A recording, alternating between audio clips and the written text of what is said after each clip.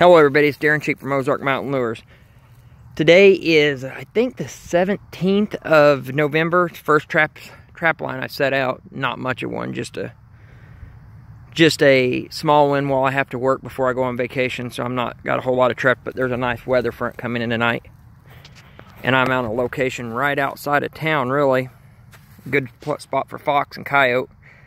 But I've been getting a lot of questions asked about how to use my lure and baits, how to apply lure and baits, especially from a lot of new trappers. So I thought I'd take the time on these two sets and show how to do that.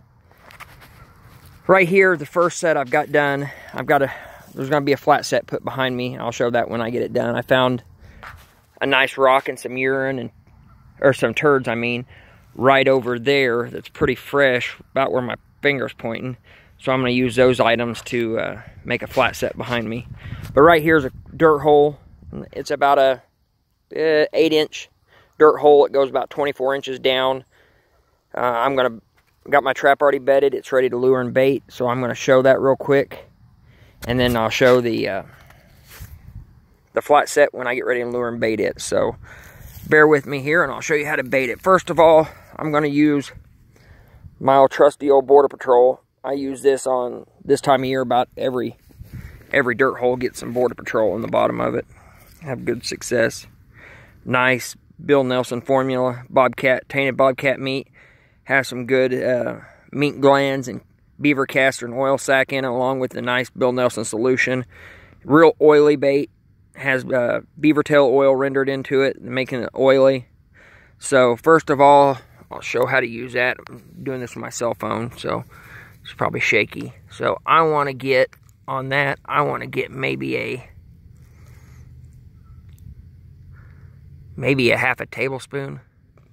Especially this time of year. It's supposed to get pretty cold tonight though.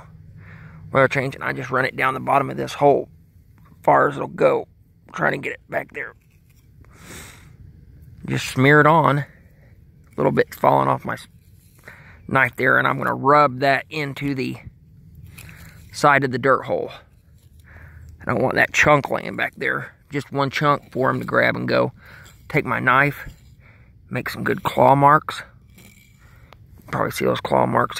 I always do that on all my coyote and fox sets. I think that's important. But anyways, that's all there is to doing that. Put it down at the bottom of the hole. Smear some on the sides. You don't have to use a lot. Just a nice glob of it. That's all I do on that. Then I'm going to add some trusty old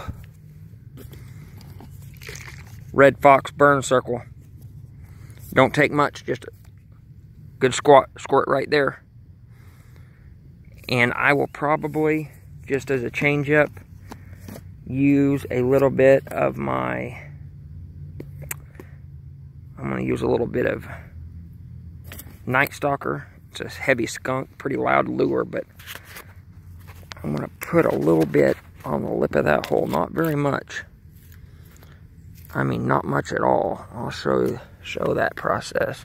So there that is. As cold, warm as it is, it ain't real cold yet. That's pretty loud skunky. I just want a small glob right tucked in there. Here we go. Throw it down the hole. That's all there is to that. It's done. We're done. Alright, that set's done, lured and baited. I'll take a nice little grass clop. A little bit of grass wadded up. You can see I'm barehanded. Never use my gloves to lure and bait a set. Just throw it down in the bottom. That set is done. Ready to make the other one. I'll show the lure and baiting of it.